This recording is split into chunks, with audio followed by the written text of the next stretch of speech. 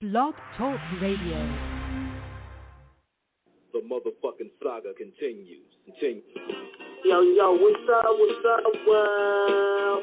It's badass thuggin' like I usually do, and you better turn it up, bust some speakers out, cause we off the motherfucking cuff. You dig how we do it? Dog Pound Gangsters 2000 and beyond. Bleh. What's up with it, y'all? Man, don't change that down. This your player partner, the legendary Cocaine. And you tuned in live to Off the Cuff Radio. Better not touch that down. Well. Yeah, this is Cassidy, the hustler. And right now, you listening to the Guillotine. Show them the respect they deserve, man. Off the Cut Radio, man. Y'all already know how they doing it, man. I need y'all to stay tuned. They've been doing it for years, so show them the respect they deserve. And you heard it out of bars, mouth. Easy. Keep it moving like this. Yo, this your boy Rampage. You're not rocking with the best. With Off the Cuff Radio. Classic. History. Fix your face to all you haters. We off the cuff, baby. What's up, everybody? This your girl, Bonnie Dollars, the Queen of Trap, representing Crenshaw, and you are now tuned in with Off the Cuff Radio. What's up? What's up, y'all? This is Miss Irresistible, giving a shout out to the livest show on Friday nights, Off the Cuff Radio, and I'm live from the 704. Make sure y'all tune in for the blazing hot music. What it ain't, what it do. Chili Chill from that original Lynch Mob. And Off the Cuff Radio, always where it's at on Friday nights. West, y'all.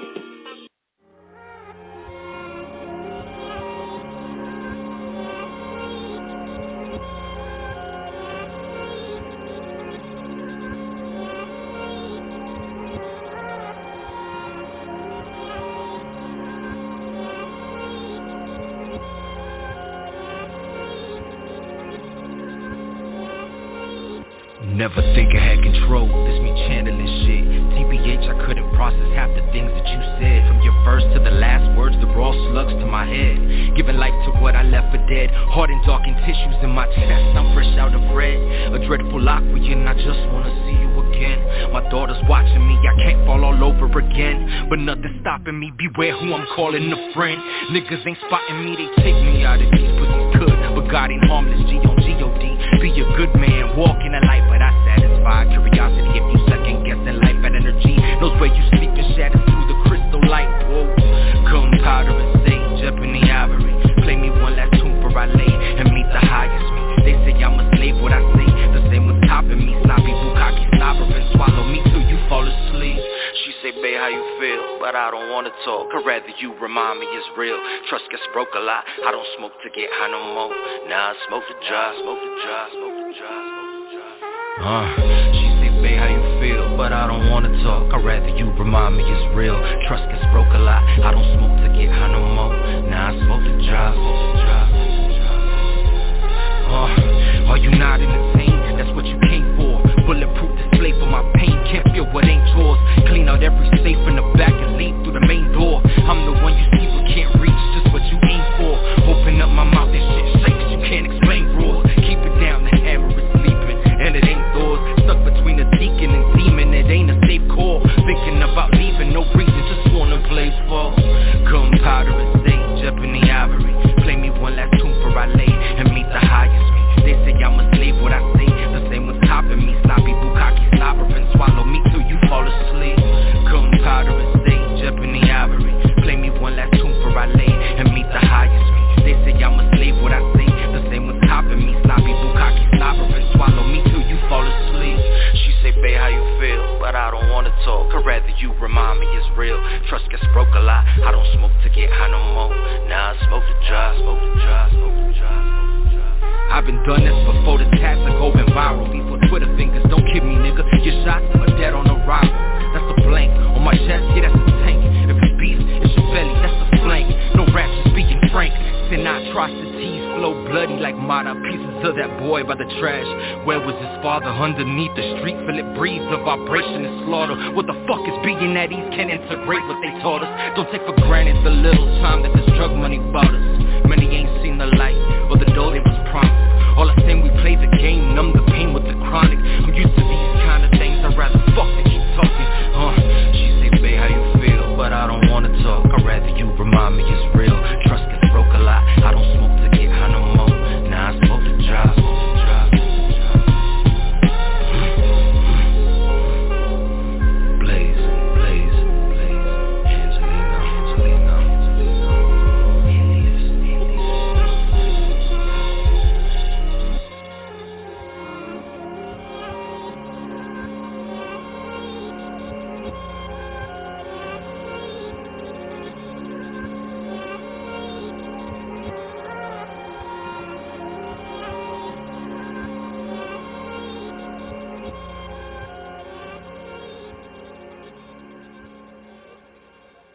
Yeah. What it is, this is King Eric, the Media Assassin. And you're now tuned in at episode 620 of Off the Cuff Radio. Got my whole team man with the facts on the line. What's good?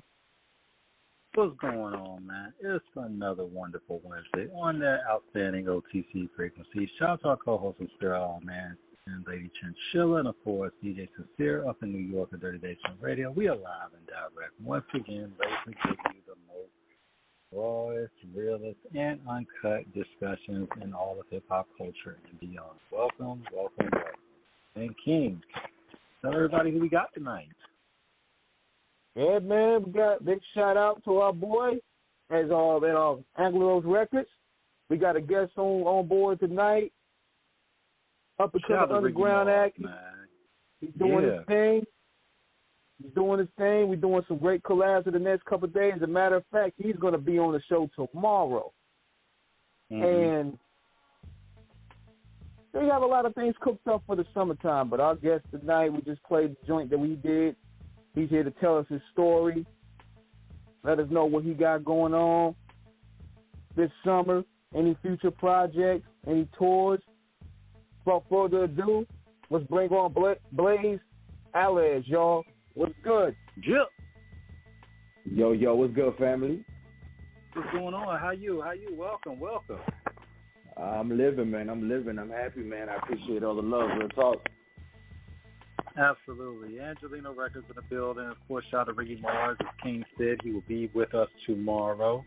And of course, there's no better representative, of the label. Obviously, all of y'all are great, and you're definitely one of the links in that chain that's so titanium tough. That's right. Thank you. Let's get to it. Tell everybody about yourself. Well, yeah, my name is Blaze Aliaz, born and raised in Miami. You know what I mean? I ran into the boys out. 305 in the house, yeah. I ran into the boys, Ricky Mars and Angeleno, out in Cali. I was staying out in Cali for a couple years, and, things just came together organically before I knew it. I was part of a badass team. That song you just heard is called Gunpowder and Sage. It was the first single I dropped from the last EP that just came out in April, called Aguanta. Aguanta is a Spanish term that means hold on. You can take it, because I'm just going to keep whipping them with it.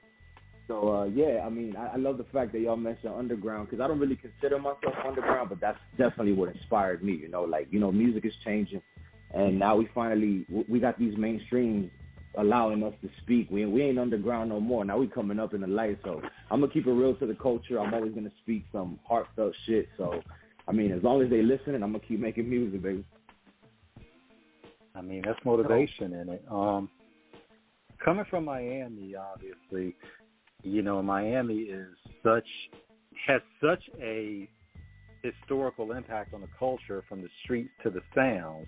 When we talk about the legends like Convertible Burt, Big Ike, the Boogie Boys, Boss Man, for those who really are deep in it, and of course the music, Two Live Crew, Rick Ross, DJ Jam Pony, the Gucci Crew, so many. And just Florida in general, 69 Boys, 95 South, good friends of ours. And, of course, shout out to our man Trop Da Vinci from MMG, who produces for Rick Ross as well, a good friend of ours. The talent is rich there. And you obviously, Blaze, were born into a state where the DNA of dynamic is nothing short of incredible. What was your first introduction to hip-hop? We got a couple hours. Tell us your whole story. Well, it started in the most organic way, man. My mother, when I was a kid, I used to spend I was an only child, and I spent a lot of time just, by myself. And one thing she used to do to help stimulate my imagination, other than constantly buying me books and stuff, I don't know if y'all remember when we used to order CDs through the magazines. The magazines used to come in through the mail. Yeah. And at the time, I was like 6, 7 years old. I didn't even know what I was picking. I was just going off of the covers, but those covers was Dr. Dre 2001. That was the Marshall Mathers LP, DMX, then there was X. It just started there, and I just fell in love. I fell in love with what I was listening to, and I didn't even fully grasp it at the time. But before I knew it, it became me. Like, I identified more with these artists that I was listening to than the people I knew around me. And organically, I started reverse engineering what I was hearing. I didn't know what bars was. I didn't know nothing about Fruity Loops, Logic. I mean, Logic wasn't around at the time, but Pro Tools, none of that. I just wanted to make what I was hearing. And I started breaking down the bar structure. I started breaking down the hook and chorus structure. And before you knew it, I was 8 years old when I wrote my first song to the Big Papa beat. I ripped it off the internet. I downloaded it, and it's been up ever since. It's been up ever since, y'all. That's what it is. Yeah. Now, you talked about one of the most fundamental templates of rapping before it even comes to rapping, and that is reading. Because from the vocabulary, that is how you come with the visual verbs, the knowledge of nouns, and everything proactive and pronouns, and awesome and adjectives. Absolutely. So that is, from, being an avid reader, that is the architect in terms of where your artistry is built from. What were some of your favorite books to read growing up that would ultimately help you in terms of your grammar when it came to your genius in writing?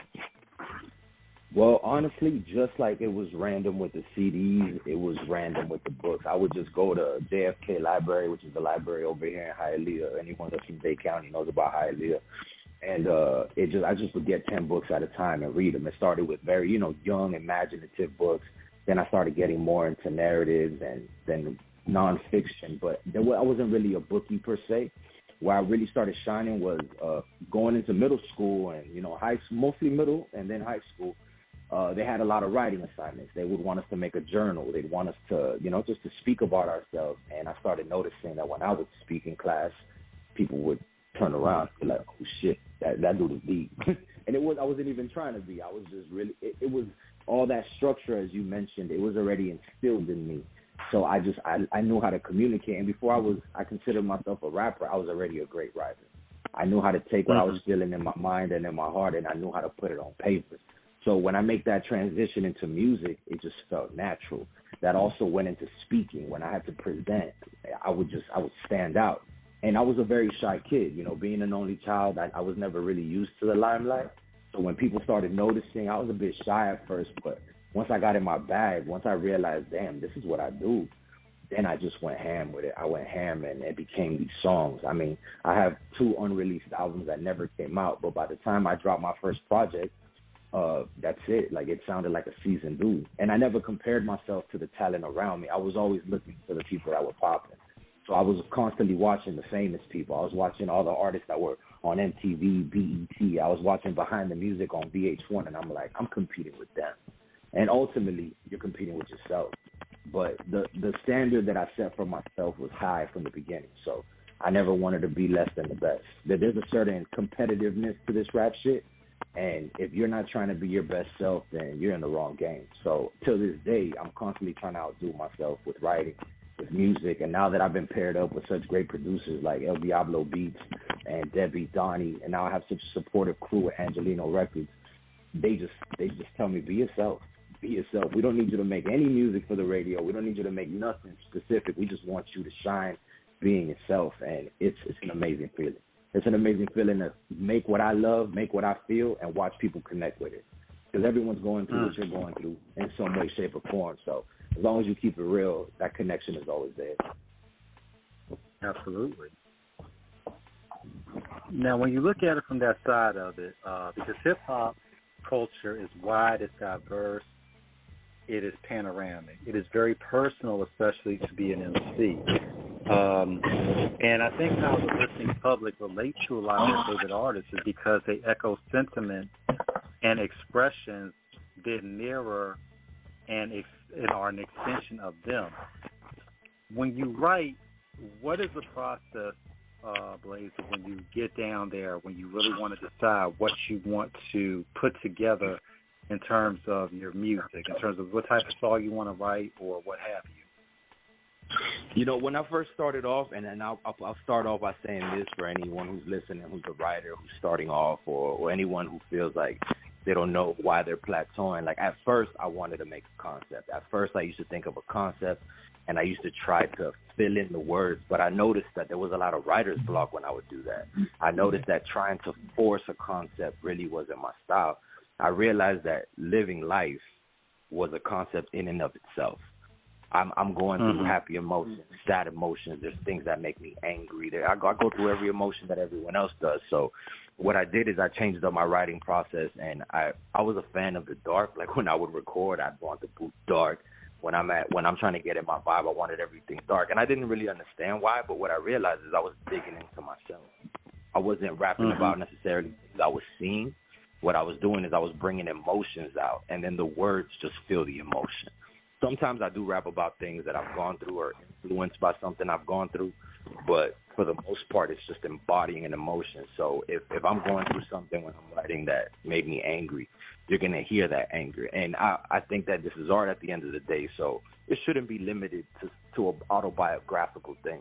Like, art itself can be expressed imaginatively in any way, so I don't limit my imagination. Like, I'll go ahead and I'll paint a picture. I'll take it even further. I live vicariously through my music, so it might start off with something I've been through, but it goes off and becomes a fucking horror movie, 2 minutes into it. So I'm very inspired by movies as well. So definitely it's just embodying emotions, and that's what I noticed was connecting. That's when I noticed people started listening. I wasn't just trying to be rip rapperty. I mean, one of my biggest influences was Busy Bone. I'm a huge Tupac fan. Like, you can hear it sometimes. Mostly in the beginning of my music when I first started making it, I was still sounding a little bit like my influences. But the further I dug into myself, I found my own voice, and I said, let me take whatever I'm feeling.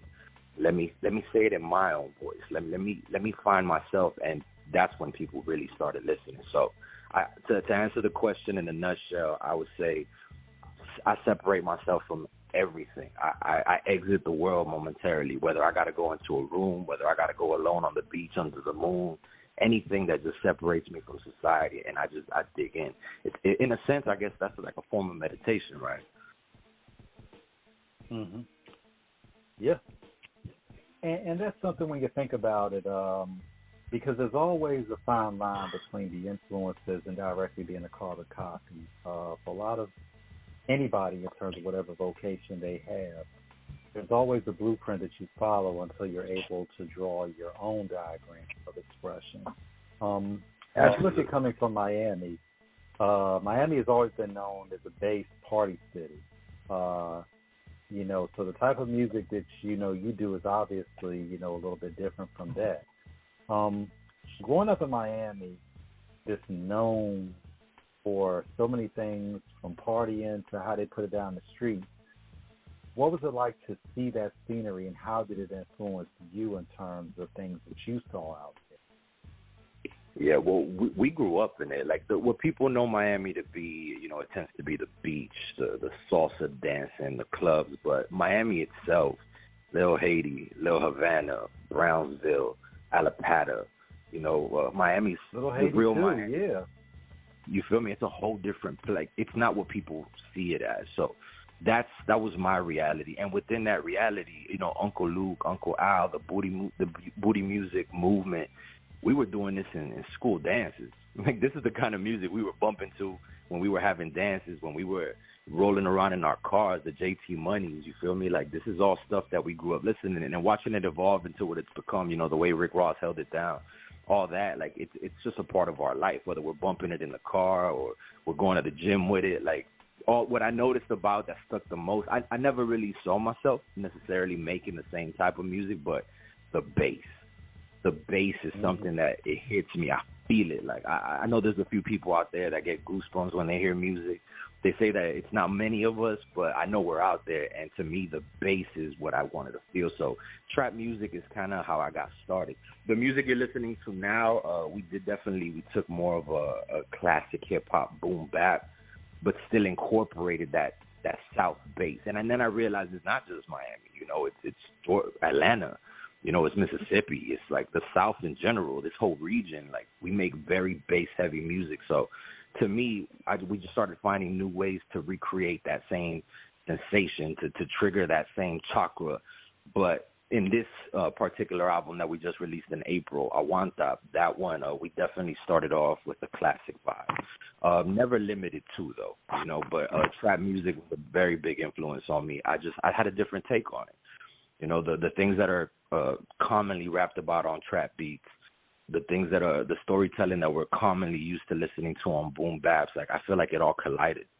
It all collided into a brand new sound. So moving forward from here, there's no limit to what we're gonna do with that. But definitely, I'm gonna keep Dade County on my shoulders, and I'm always gonna represent for Miami. You know. Man. Hey, the Miami team really taking a life of its own, even with the. You see how Rick Ross, he opened up the new doors, and Trick Daddy, he opened up doors. It's like every generation it goes further and further, and then you have.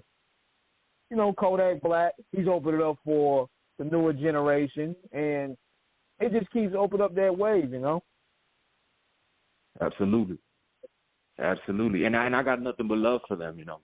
If they've taken it for different generations, they've done it for different generations. And I love the way it's evolving, you know. I mean, whether I listen to it or not, I could see how the movement is evolving. You know, Kodak started repping a little more for Broward County up north. You know, I'm down in Miami-Dade, but, you know, we have my boy Pitbull out here. You know, before he became Mr. Worldwide, he was chopping. He was out here chopping. That boy, before he had the beard, he had the braids, and he was out here with his big tall tees. And watching people coming up in your own city, I realized I'm like, this is more tangible than it looks. You know, that this isn't just BET. We didn't know how to get into those avenues. There was such gatekeepers at the time. It would be a miracle for somebody from such a small town like Hialeah to be there. But watching them do it, watching them pass out their mixtapes in classic fashion out the trunk, they're outside on the streets. They're at every festival, Calle Ocho Festival, the one that we have here on 16th Avenue. I'm like, you just know. You know when you can do it. And I knew it even more so because when I tried to do anything outside of it, it just didn't hit the same. So I organically found my own path. The way I reverse engineered the music, I reverse engineered the process. And times changed along the way. You know, I saw it with my own eyes. I'm a middle child. I saw the world before the internet. And then I became very, very handy with the internet. And I realized that streaming and streaming services, even though, you know, I have my reservations as to the payout and whether they're being fair to artists, it just made it all more tangible. And now I don't have to go through any gatekeeper whatsoever. Now I can connect directly with my fans. So that's what I'm on right now. And that's important because it's always about being able to make music to connect to the people. You know, me and my brother were older, you know, so we grew up in the days, obviously, of course, we would be remiss to not mention one of the all-time greats, you know, bass music, in addition to Luke and 2 Live Crew. For those that really know, DJ Magic Mike. We can now forget it. That's right. You know, bass, The Final Frontier, Cheetah Records. I mean, one of the first independent labels down there in Miami who really made it big. You know, and of course, shout out to Nick Garcia and John Austin, who both, you know, represent Florida as well. You know, so it's like we had them on the show previously. So it's definitely, when you look at how the art has evolved for you, what was it like on the organic level in terms of when you really started moving the music around the area and the response that you were getting locally in terms of what were you doing, shows, what have you, your mixtapes? I mean, take us on that journey. Yeah, well, coming off of high school, I ended up getting together with a group of talented guys. Some of them were actors. We had one dude that was just a downright genius. We had dudes that were athletes. We had some dudes that were dancers. And me personally, I was a lyricist. I was a rapper. And what we started doing, we started taking over. And not to refer to school too much because I'm 33 years old now, but organically that's where it began. So when we weren't doing schoolwork, we were just tapping on the table with the pens in the cafeteria, freestyling, everyone hands on each other's shoulders. We all waving and swaying around. Before you know it, we got a crowd around us. Then we're going to all these little house parties, and in the house parties, you know, we're doing things that maybe we shouldn't have been doing, but before you know it, the crowd was lit. Now I'm standing on a table, and I'm rapping my ass off the top of the dome, just rapping my ass off. Once I saw that momentum, I realized I'm like, I can't stop now. So once I leave school, I start running into local people. Like Po' Boy was right in my backyard. Like before Rick wow. Ross. I ain't heard that name in a minute. Po' Boy. Oh, man. Po' Boy was in my backyard, and I was like outside. Like, how do I get in? How do I get in? You know, I even had a situation where through some connections, I was able to sit down with E-Class, and he played my records, you know, R.I.P. Black Bo. Black Bo was there listening to my shit, and I didn't even know who I was the presence of. Big, for real. Mr. James. Yeah. Right. So then it just kept going, and then the birth of Wynwood. Wynwood is the art district down here, but I think of the world, honestly. I mean, no disrespect to every other place in the world. I mean, I know Europe is big, LA's big, New York has its own art scene, but Wynwood kind of became the destination for the world. Like, once a year for 3 days every weekend in December, you got people from all over the world. You see Wiz Khalifa down here. You'll see Miley Cyrus down here. You'll see Cypress Hill down here.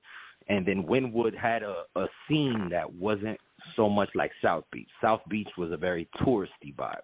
Wynwood was more like, it was our house. This was the locals. We could do things in Wynwood that you can't do on South Beach. The venues in Wynwood just had a different vibe about them, and I fell in love with Wynwood. Shout out to my boy Manny, who really took me outside and showed me. He's like, yo, this is where you need to be. And sure enough, we going from venue to venue. Like, partying was a lifestyle, but now it became networking. And then before you know it, I'm doing open mics. So now I'm doing open mics, and I'm winning. What am I getting? Free studio time. So it's all going back into the music, you feel me? And before you know it, I'm performing in downtown Miami. I'm performing in South Beach. Jazz It, a spot in South Beach. The Stage Miami, which, you know, it closed down. But that's being able to, now it's not just people I know. Now it's strangers reacting to the music. So now I'm paying studio time. I'm going on Google, and I'm looking for the best studios. I ain't even got bread, bro. But the little bread I do have, I'll put it together. I'll pay $100 an hour, and I'm going to get the best quality possible. So now I'm out here, and people were vibing. People were just, I don't want to say I dropped everybody's jaw, but there was a couple jaws on the floor. And once that built my confidence in a way where it just became exponentially bigger and bigger and bigger. And before you knew it, I lived in Atlanta for about a year, did the same thing out there, ended up partying with Wesley Snipes. I wasn't even planning it. Then I moved to Cali. Oh, wow. And I moved to Cali, and it didn't stop. So that just really made me want to come back, and I'm like, all right, everyone's listening now. This ain't just backyard shit no more. Like, you really got to go hard. So I started looking at my past music. I'm like, that ain't hard enough. But that's just the quality I have. You feel me? I'm always trying to outdo myself. But the reaction is everything. You know, taking it back to the beginning, back when I was saying, you know, when I was buying those CDs, I'd watch the performances on TV, my big old box TV that when you would turn it off, it'd make that little sizzling sound. I remember when I would watch that, funny story, I'd be grabbing like the air fresheners and shit because it's the closest shit I had to a fog machine. And I'm spraying that shit in the air, introducing myself, like the feeling of performing and the feeling of a roaring crowd. It's something that I wanted my whole life. And I'm not an attention seeker. I'm not a clout chaser. I felt something. The music made me feel something, but the live performance made me feel more.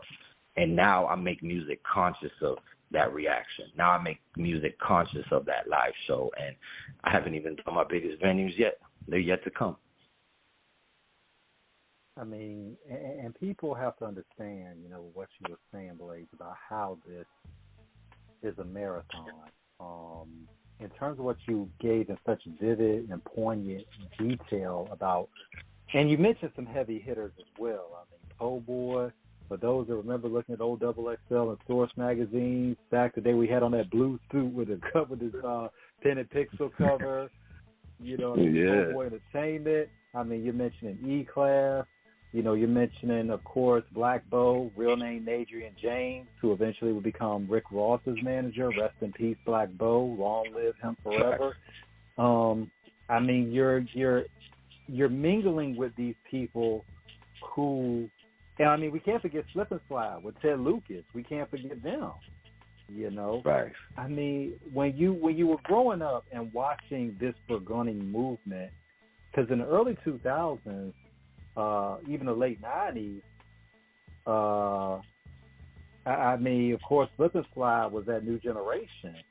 So we're seeing where Miami 10 years earlier, had that run, and King and myself, we grew up listening on all of that. So it was wild to see it, like, really come around again. What was it like in the city from that time when you saw Miami really beginning to blow again like that, in terms of the outlets and the doors that it would open up and the artists that it would influence for the next generation? Well, the first thing that comes to mind is we taking over. DJ Khaled was repping for the city for a long time on the radio, and when that whole We Taking Over movement with Ross, that when I saw that, that's again, it became so much more tangible. That shit was exciting, because I always wondered personally, New York made it, Atlanta had its movement, LA had its moment, even the South, the Bubba Sparks and the Bone Crushers, the Ludas, the South had its moment, but I'm like, we more South than that. we all the way down here. Why is it that we still only get interpreted as this multicultural Latin city? Like, there's real artists here. And again, I'm very competitive, so I never really waited for somebody to do it. I was so proud though watching Ross blow up. Like, Ross was a huge influence. I'm a huge listener, and seeing him do it, I'm like, this is our time. Ross has his style, but we still don't have our Kendrick. We still don't have our Pac down here. Like, not to take credit away from anybody, but you know what I'm saying? Like, when you talk about the big three or the big four or big five, like, who's the one holding it for Miami? And then I looked in the mirror. I'm like, why can't that be you? Like, that's what that movement made me feel. Wayne was living down here. I'm driving by the Hit Factory, and I'm watching his black Bugatti parked outside and Birdman's red Charger parked outside. I'm like, this is a fence away from me, man. This is a fence away. Like, I could do this. So that's all it made me want to be that person for my city. And for the city itself, it was electric, yo. It was electric. Like, everyone was proud, and we're very proud. We have our own style. Like every city does, we have our own style. I just feel like all those other cities I mentioned, I feel like they did something that we haven't done well yet, which is collaborate. Yeah, Miami's very competitive. So sometimes we tear down ourselves. Sometimes people step on each other and bring each other down rather than lift each other and drop the rope to pick each other out. You know what I mean? So that's a different energy. Even though my music is aggressive, even though I can definitely get dark at times on my music, as a person, I'm kind-hearted, and I want to see everybody win, because I understand that when we get together, we're stronger. The strength is in numbers. So I seeing DJ Khaled do it with Ross and them, I've been wanting to see that all over. I've been wanting to see it again, and I feel like even though, I met Angeleno and Cali, like, this is worldwide now with the internet. So even if that means we're collaborating with artists around the world, I want to see Miami reach its peak. I feel like we had an electric moment, but like you said, it's such an eclectic city. Like, I don't think they've seen all of it yet, and I want to be that for my city. So what made you choose Angeleno Records out of all the small labels? Is that they give you creative freedom? Well, absolutely, other than the fact that we were boys first. You feel me? Organically, okay. I ended up running into certain people. That whole, $100, $200 an hour for a studio, it started becoming impractical. I'm like, at this rate, unless we're doing something wrong, unless we're doing something bad to get bread, or unless we're doing something extremely right to get bread, which I wasn't either or. I was just financially, I was just a regular person. But I realized, I'm like, well, we're outsourcing too much. And then, this group of individuals and Angeleno, before I joined Angeleno, we were all homies. And we were talking about, we need this interface. We need to go get this microphone. We need to go get these monitors. We need this installation. And before you knew it, we making music in-house. So once we start making that music in-house, creativity, there's no shortage of creativity. But as far as the means to make it, now we have that. And once we realized what we had built organically out of friendship, why not organize? Why not become a label? Why not finally start pushing? And that's why specifically Angeleno is the reason. That's why I'm involved with them currently, because not only is it real dudes, not only is it good people, but it's people that are hungry. They got the same hunger that I do. And I wanted to do that in my city for years, and I failed to do so. Not to say that it can't be done, but I didn't find the support system that I have in my squad now. So even though I'm trying to put on for my city, like shouts out to Angeleno, shouts out to Cali, and everyone who's been a part of my process. But it's all about that collaboration. It's all about being hungry. As long as you have the humility to collaborate, and instead of competing, realizing that everybody's going to add something to you. You run into an artist who's better than yourself, learn from that. Don't copy the dude. Don't become a carbon copy like you said, but learn from that dude. And I can't even say how many talented dudes I've met throughout my journey. So every person rubbed off on me a certain way, and it made me more myself and who I am today. So I completely encourage people to collaborate and compete in a friendly fashion. You know, everyone on your team should bring out the best in you. So that's what we're doing at the moment. We're definitely bringing out the best in all of us. Absolutely. When we think about it, you know, especially in this profession of journalism that we absolutely love doing, and being lifetime children of the culture, the biggest misconception, I think that's because people are usually, depending on how astute they are in academics of what goes on in the music scene in general. King is from Raleigh-Durham area. I'm from Hampton Roads, Virginia. So it's like we grew up kind of not necessarily knowing outside of our respective cities and states how everything worked in terms of the collaborations and interactions, because all we saw was just everybody coming out and like making one big fucking impact. It was like career shifting and culture defining. But we also hear stories from people, as you said, Blaze, that have been there, you know, where collaborations are heavy because, especially when it blows out there, everybody is trying to get a piece of it. And inevitably, it is going to be a situation where there is going to be a lot of, you know, clawing, kicking, biting, occasionally backstabbing, sabotaging, I mean, everything, because, like you said, collaboration is great. And there's enough, wherever there is something good, you can never have too much of it, and everybody can contribute. Yeah. But also everybody wants to be number one, which is not a bad ambition, but it also will drive some people over the edge to be number one. When you look at the moves that you made, tell us about your time in Atlanta when you were there and what that scene was like then. Well, when I moved to Atlanta, I moved up north. You know, I was definitely looking for a better life. My first son was born, and I didn't want him growing up around the same influences that I did. So I moved to Canton, which is about 40 minutes north of big Atlanta, but it's still in Atlanta. And I would occasionally drive down, and that's why I say, you know, I ran into Wesley at Privé. But again, it was always trying to search for the best.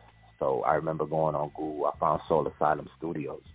And Soul Asylum Studios has had all sort of Atlanta legends in there, from Gucci to B.O.B. Like, you got pictures of these dudes and plaques of these dudes all around. So that was a whole different vibe. But, again, the collab vibe was there. So Flo, my engineer at the time was Flo, which his career has exploded. He's done records with everyone. Specifically, he's done some huge records with Young Thug.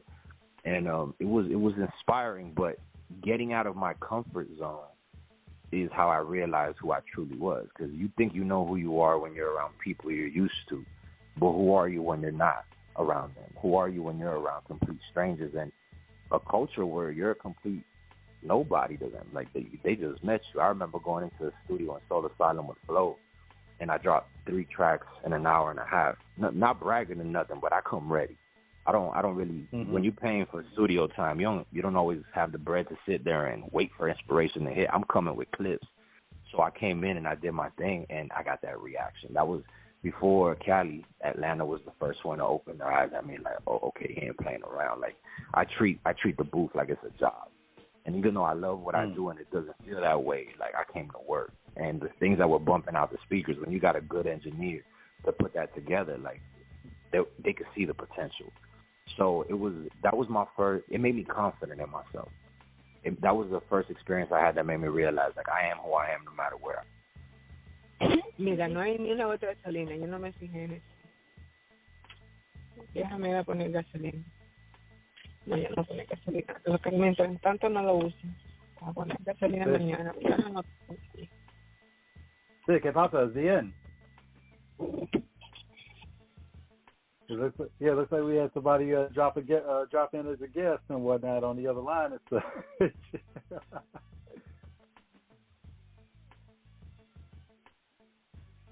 We all still here? We here? Hello. Okay, folks, looks like we're having a bit of technical difficulties at the moment, but we're going to be right back in a second to find out, once we get everything organized and straight of what's going on. Hold tight and hang with us.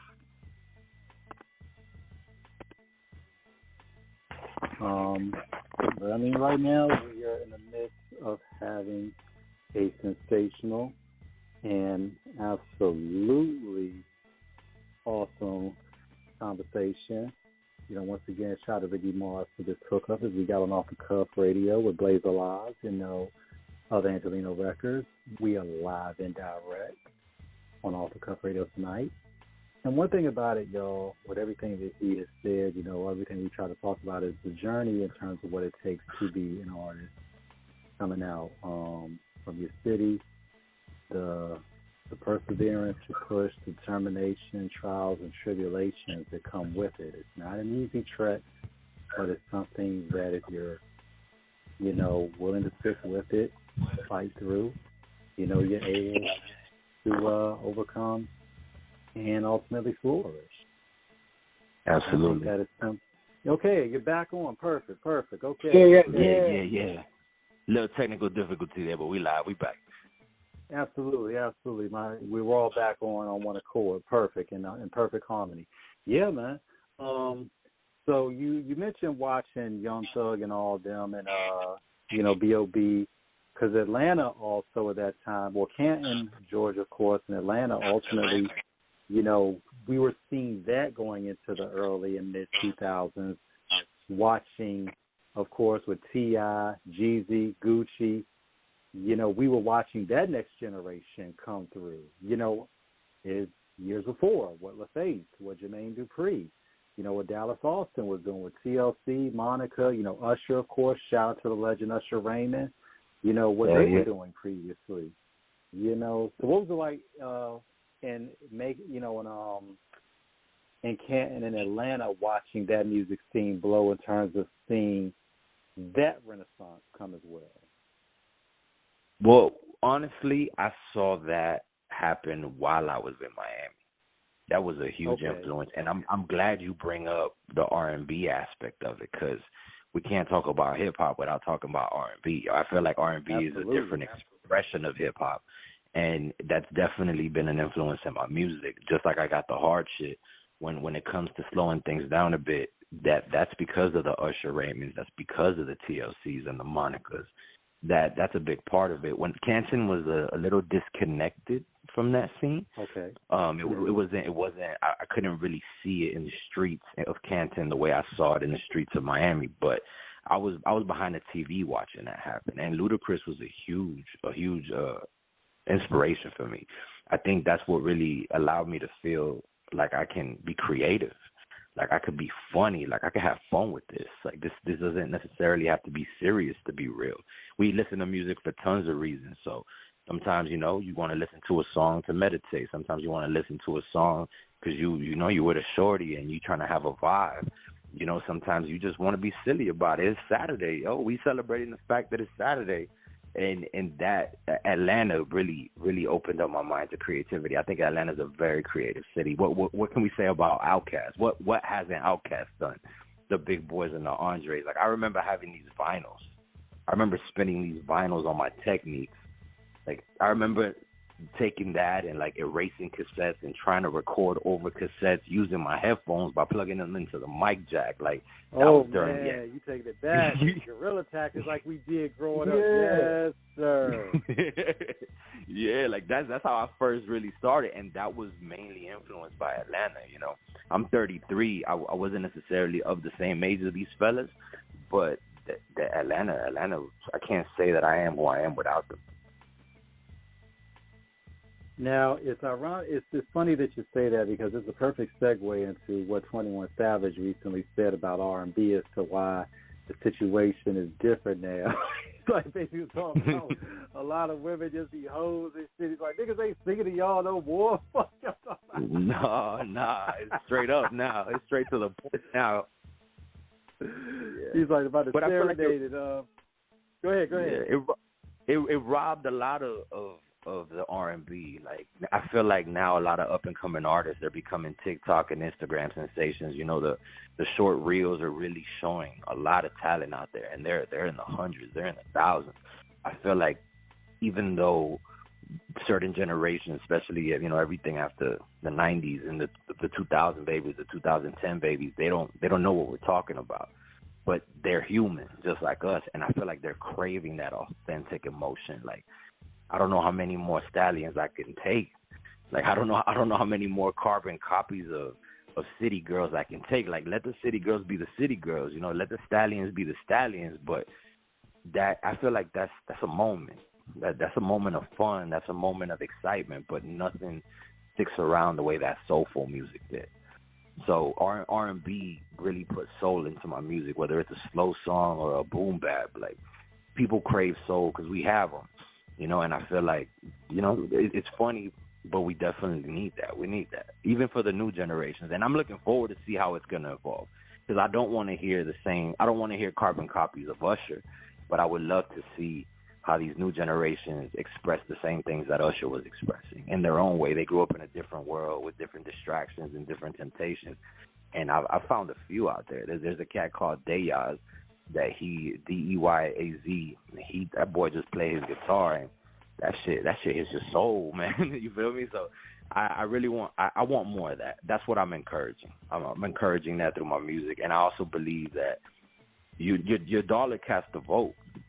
So be very mindful of how you spend your money, because when you spend money and when you give attention to the wrong things, you manifest more of the same thing.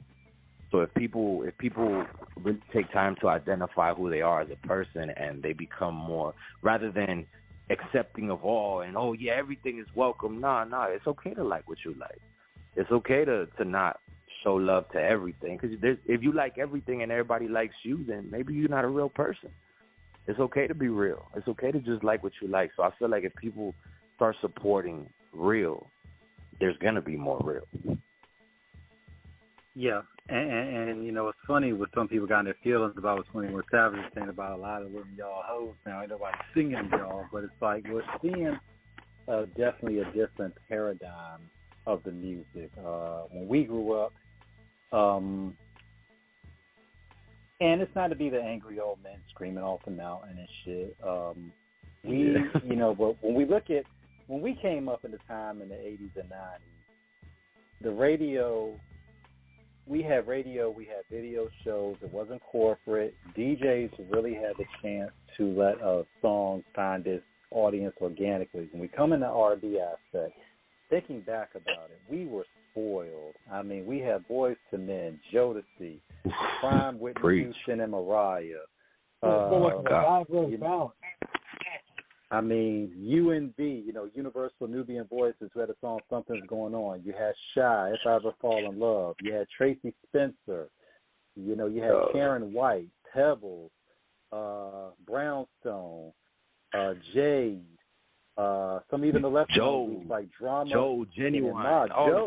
Joe Genuine. Yes. I mean, we saw them when they were first. We saw Joe when he was first coming in. Intro. It was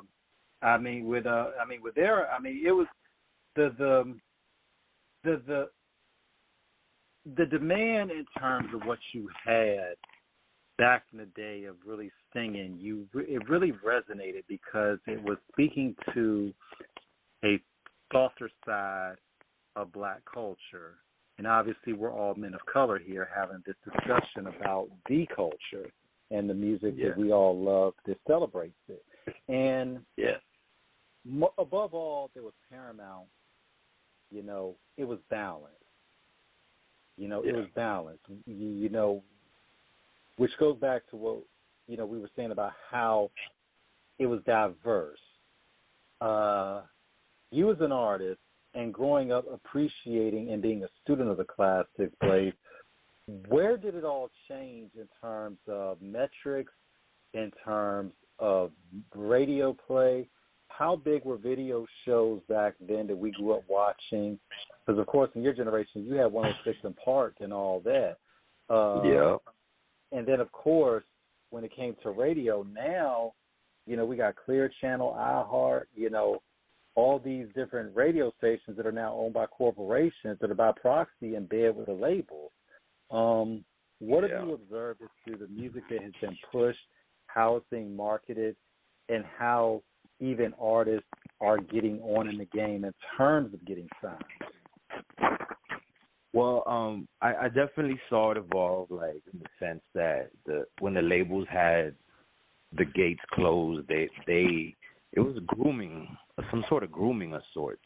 I guess that's why they preferred younger artists, or they preferred people of lower financial classes, because perhaps they were easier to manipulate and turn into whatever they wanted. They were easier to take advantage of. Then I see that, you know, eventually becoming a 360 deal, then distribution deals. But I see how the major labels were slowly getting X'd out. And now, you know, people are still under the impression that we need that. But I learned a lot about business through this process. I learned a lot about just social media management, just the internet in general, because when you're trying to promote yourself and you're an independent artist, you need to learn the ins and outs. You know, it's 80% business, 20% music. Some people would say it's 90% business, 10% music, which, I mean, depending on the quality of it, I guess that 10% can be heavy. Some people never get known because they're 100% music and no business. So I myself had to take it upon myself to learn business.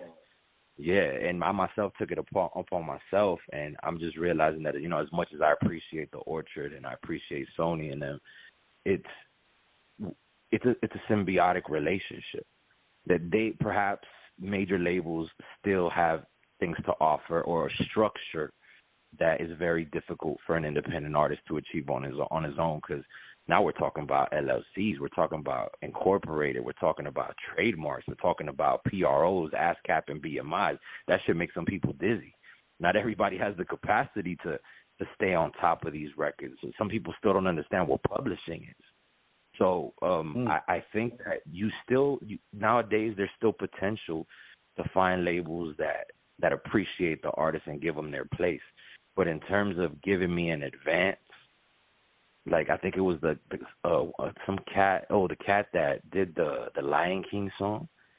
He knew back then when Jason Weaver, and I remember that deal. They were talking about the deal back in the day was negotiated that either he could take a $2 million payment up front, and shout out to his mom because she saw the vision and she knew how big it was going to be, or that he could take a residual check the rest of his life in terms of what the movie would do successfully. And they took the residual check, and he's been eating ever since. Exactly. So in a sense, if you're too desperate as an artist, you might sell yourself short.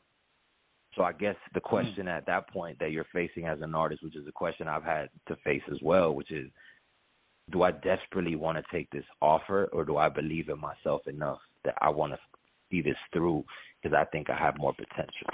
And that's a purely business move. Like, I think that the streets, people in the streets are great business people. I mean, at the end of the day, it's all a trap in one way or the other, whether it's a label or you're out doing other things in the street. So I think that if you have a good head on your shoulders and you're very confident in what you have and who you are, which, like I mentioned before, I had to catch reflect. I had to see my reflection in Atlanta. I had to see my reflection in Sacramento. I had to see how people in LA reacted to me. I started realizing that this isn't going to stop. I am who I am no matter where I am. So I'm confident that the rest of the world is going to react. Now I have analytics where I can look at who's listening to my music. There's people in London. There's people in Ukraine. I got people listening to me in parts of the world that I've never been to. I don't even know some of these places.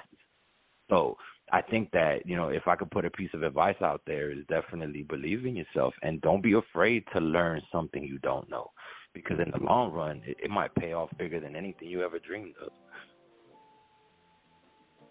That was also not to be afraid of taking chances either. Yeah, for sure. Shit, this is all a chance. I mean, you taking a chance when you working 40 hours a week for an employer, and you think that because you got tenure and you've been there for a certain amount of time, you got security. That's a risk too, because all it takes is for you to do something they don't like, or there's a certain change in management, and boom, you're obsolete. And then here comes another 18, 19-year-old off the street that don't got as much time and experience as you do, and boom, your job is gone. So if you're gonna take a risk, shit, bet on yourself. I mean, look, when King started off the cuff 10 years ago, that's what he saw. He saw the vision. He was like, I'm betting on myself, knowing that I'm good enough. And, along the way, he found people, that believed in it just as much as he did. And look where we're at today because of it. One thing you said, Blaze, really resonates on that side of it, that you are who you are wherever you are. Now, when you're talking about before you got with Angeleno, were there any other deals that any other major labels were offering to you before you signed with them? Well, funny enough, when I signed with Angeleno last year, 32 years old. When I was 24 years old, I was face-to-face with a distribution deal through Sony Red. I was fucking around. I was fucking around with some cats out here in Miami, and it was an independent label. And at the time, I didn't value myself the way I do now, but, they had a roster of 10 artists. At first, they were like, we don't got room for you. And then I guess I just outworked everybody, or I proved myself. And not to take away from their artists, but I proved myself. And before you know it, now they want to put all their money on me. And I was face-to-face with a distribution deal, but you said something earlier about people biting and people stepping on each other. Like, the greed is something that ruined that. Yeah. The greed, and I'm talking about certain people just going ghost. And I ain't even going to give them no shine and say their name, but they know who they are. And to me, I'm not going to lie, being 24 and impressionable, and I thought it was it. Like that's the latest I wanted to make it. Shit, I've been making music since I was 8 years old. I saw Bow Wow with a Mickey Mouse chain on. I saw Lil Romeo with a Bugs Bunny chain. I'm like, all right, fuck it, I'm gonna do the iced out Daffy Duck. I was 8 years old, man. So by the time I'm 24 years old, I'm like, it's taking me too long. But you only see what you feel. You only feel. You don't really have an outside perspective, because you also mentioned there were people of the culture speaking about the culture. Like, I feel like Hispanics and Black people, they have a very similar struggle. And that's why I think that when you think about Def Comedy Jam and you think of Comic View back in the days, like, Hispanic people and Black people were always together because we were always oppressed. We're always being minorities. Like, don't refer to a human being as a minority. Like, this system was against us. So I feel like we needed to overcome. The desire to overcome is what brings us together, back to the unity thing, back to the collaboration thing, you feel me? So, yeah, man, like, I can't let nobody tell me what they think I'm worth. Shit, how can you know me when you barely know yourself? And that's something that when we look at the game today in terms of how the industry works, it's so many artists trying to come in, and we've seen the change. We used to get our hip hop going up. Shout out to Elliot Wilson and the Source. I mean, well, it was a Double XL, but he worked at the Source before he started Double XL. Of course, Jonathan Schechter and Dave Mays, who started Source Magazine. John Blasingame of Word Up Magazine, the OG of all this. That was I remember that. Yeah, he was a good friend of ours. Shout out to you, John. That's our big uncle, who was the first magazine. He was the first publisher to exclusively cover R&B and hip hop in his publications. So we grew up at a time, Blaze, where we saw an organic growth in terms of if you had good music, you were getting covered. You really had to put in the work because, see, the labels back in the day, you were an investment, so the labels weren't going to blow that investment. So they were definitely going to make a few phone calls if they thought you were worth getting behind, get your video, get your magazine placements, finance your video. Obviously, we're living in the digital era, so I'm a nerd reading just like you, so I will never discount and dismiss the importance of written media and literature. I just won't. Yeah. I still have my XXL and Source magazine collection and so many others. As is, it's important. I digress. Yeah. So what we're seeing now is in the digital age, because of the expedited microwave process of which it's manufactured, we're seeing artists being able to produce it on themselves, which is great because hip-hop culture was founded in the sense of having an ostracized group of people of color, black and brown, namely, who did not have an outlet in the mainstream to have a voice, and we made one. They try to block us out of our lane, and we built a road for ourselves. Precise. Which goes to where we are now, because now we're having an influx of a whole bunch of artists coming in because they're seeing, of course, that hip-hop music, rap music is the number one genre in the world. Like you said, you got fans all over the world places you've never been to who fuck with your shit, and that's beautiful. But it's also from the side of where we're seeing artists come in.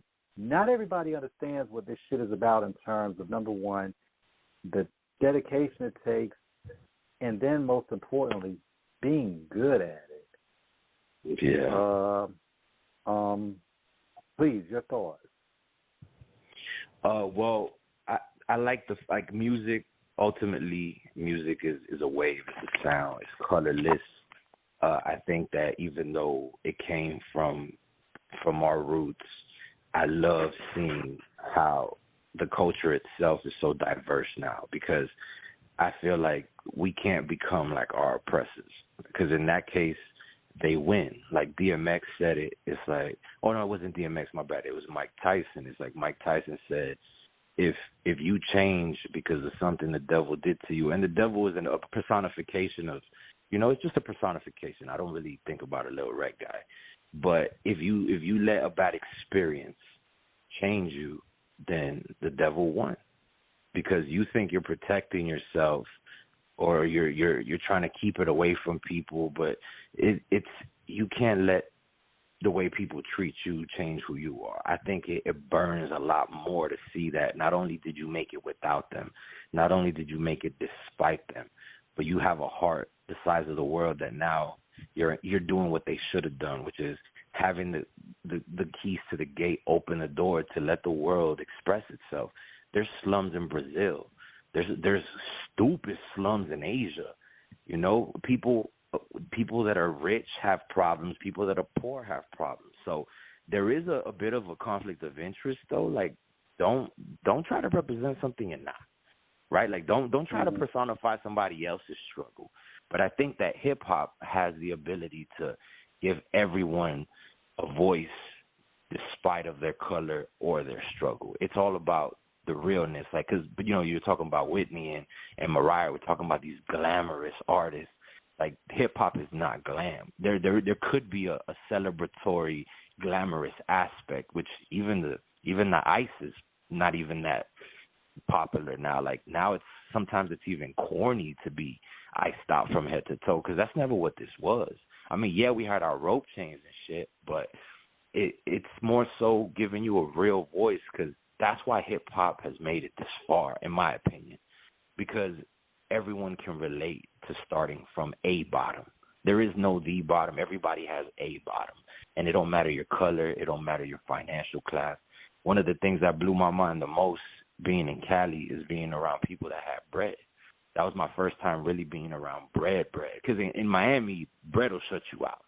Bread will make you watch from the sidewalk.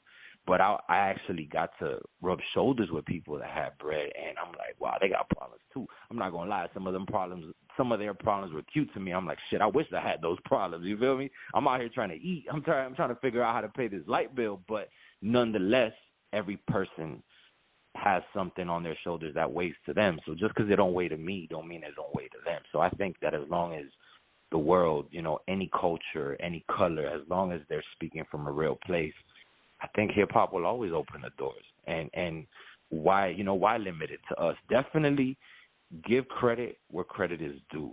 Always pay homage. I'm big on paying homage, and that's why I love the fact that this last EP was a very classic boom bap album, because when you listen to this album, it reminds you of where hip-hop started. So I'm big on homage, and you got to know who paved the way for you to get here.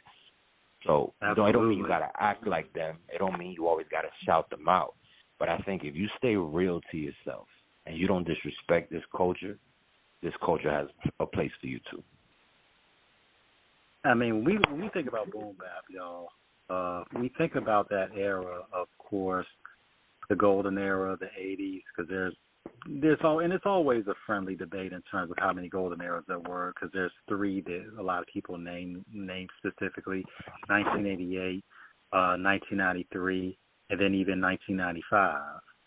In terms of the classics from the, you know, pro-black, pan-African movement of hip-hop, you know, which is the peace era, you know, even in going to the early 90s with the gangster rap era, and even kind of that 95 era, which was, of course, with Wu-Tang in 93, but of course, Nas, Biggie, Tupac, but then it kind of extended on further just from the sheer OC. We can't forget him either.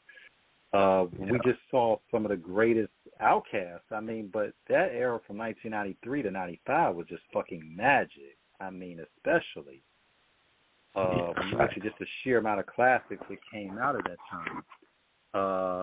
We look at that era from 1988 to just 95, and we break in that 7-year stretch. Cool G Rap, Ice Cube, Salt and Pepper, you know, Biggie. I mean, the music was unbelievable at the time, and it was definitely the boom bap sound. LL Cool J, who just dropped a new song with Fat Joe and Rick Ross, it is just amazing. And the man is in his mid-50s. When you look at that era of where it's celebrated it with relevance and respect of the lyrics, you think about the Rakims, you think about the Master Aces, you think about Biz Markie, Dougie Fresh, Slick Rick. What does that era mean to you in terms of that influence that went in that time, and ultimately how your project will be an homage to all of them? Well, personally, I had to go back in time. I had to do a little research to fully appreciate that era. And I approached it with an open mind. I was like, how did that lead to this? Because you mentioned some very honorable mentions. The Nas, Method Man, Redman. Like, watching these guys work, hearing these guys spit, I knew I wanted to be a lyricist. Like, to me, it's the like you were saying, the writing aspect of it, the penmanship of it. So when I went back to some of this a more simple time, I had to remind myself, like, you can't be closed-minded to what the 90s and the 2000s are bringing. You got to see that these fellas led to this. So then I start recognizing different things. You recognize flavor. You recognize the pizzazz and the performance, like how much they put into their showmanship. Like, you can't just spit. You can't just write and spit. Like, if anything, it added to me. And the way I pay homage to it, not only just recognizing them and not only appreciating something that was out of my time, which, like we said, those 2010 babies, these 2020 babies are going to have to go back in time. Hopefully the internet is still around for them to do that. But I realized that there's more to being a performer. Like, yes, it's cool to say what you feel, but the artist cares about what he makes his people feel. And watching a Slick Rick perform is exciting. I was going back on some BET Award performances on YouTube, and LL Cool J, 50 or not, that boy, he was rocking. And no, I mean, I'm a huge Lil Wayne fan. I do think Lil Wayne is one of the greats, even though his music was, I guess, misinterpreted at times because it may have come off to certain people as shallow or, oh, it's not substantial. I'm sorry. Nobody could tell me Lil Wayne is bad. But right after Lil Wayne, LL Cool J came on. You noticed the difference, 100%. Man brought this energy. There was no backup vocals. Like, it was all him. And it's just as exciting now to see that as it was to see Mama Said Knock You Out on a video back in the day.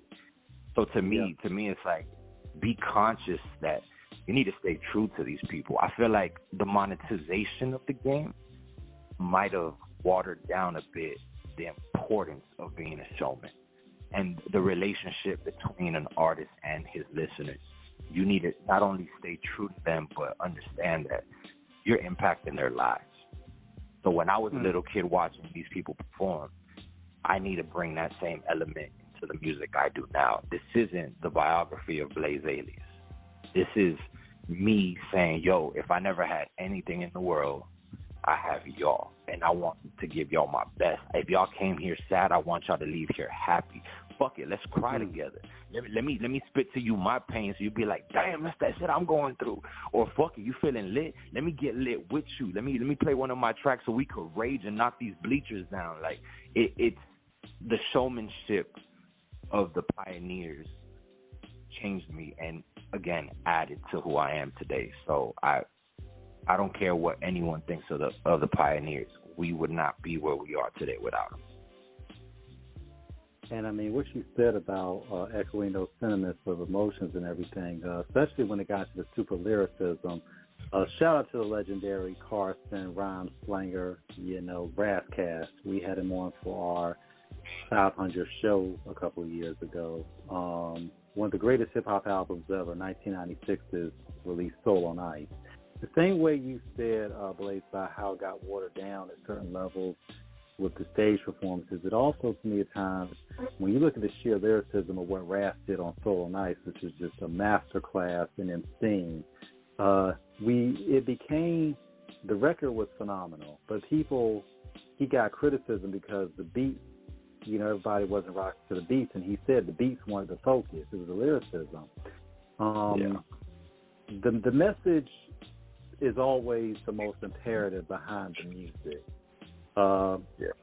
We listen from an ear at times where it's about, especially when we were younger, unless you had a more developed and mature understanding of the music itself and what it was trying to say, the beat was always what would catch you, and then you listen to everything afterwards. It seems to be more prevalent with that today because especially it's becoming troublesome when we're looking at a lot of artists coming in who don't necessarily respect the elders.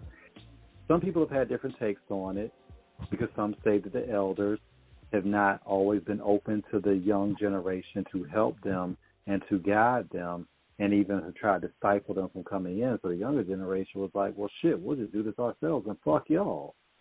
We don't need y'all help. Yeah, that's true. So I see it from an end of both sides. Because when we look at the generation today, when we look at some of these younger artists that don't know about Cool G Rap, Queen Latifah, MC Lyte, Ice-T, vintage Ice Cube. Because a lot of the generation today just knows Ice Cube when the movies and the Big Three turn, basketball. They don't know about America's Most Wanted Cube. They don't know about, Death Certificate Cube. They don't know about Militant Cube. A natural born killer. That Cube. I mean, so we're looking at it from a side of where some of the artists today, their generation, as we get, as you were mentioning, Lil Wayne. Lil Wayne came in 1998 with the Hot Boys, Cash Money, and then eventually would carve out his own niche. So we're seeing, from when he started doing his solo albums, a lot of these artists that are in their mid-20s and even early 30s today, they grew up listening to Wayne. Future was somebody they grew up listening to. You still have a few of that Jay-Z influence because they were born at that time as well. Pop, just resonates even to this day. with his influence. So we're seeing a lot of artists who they have the artists that they like, which is fine, but they don't always have an understanding of the culture's history at large to fully appreciate everybody that contributed. What do artists have to understand today about making music that lasts in an era where everything seems to be fleeting and, forgotten in such a short amount of time? I think that there's a pro and a con to the attitude that current artists have taken. I say the pro is, you can do it by yourself. Yeah, absolutely. You don't need nobody. If they kept the door closed on you, fuck it, knock it down, or fuck it, build another building about it, But I think that the con is approaching it with anger and resentment, because that's what makes way for disrespect, and that's what shouldn't be happening, in my opinion. I think that this is a very, very independent game. Even if you have major backing, you can't convince people to love you. This isn't a charity. Like, this is a sport in a sense, and you got to bring your A game. And like you said earlier, you got to be good.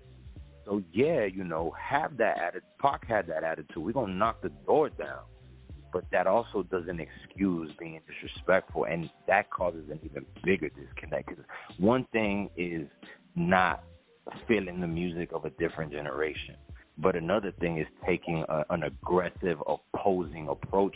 Because now they definitely don't want to help you, and not that you need their help, but you're creating beef. You know what I mean? And our beef, it was never against each other. You feel me? Like, no basketball team would win a championship if the 5 players were fighting amongst each other. Like, yeah, you can push each other to go harder, but you can tell each other where you're fucking up. Like, stop missing these passes, stop missing these shots. Like, why you not running the play right? Why you coming late to practice? But we're not each other's issue. Like, the issue is still us versus the world. And I mean that in the sense of, like, all the people who try to shut out hip-hop or try to put hip-hop in a box.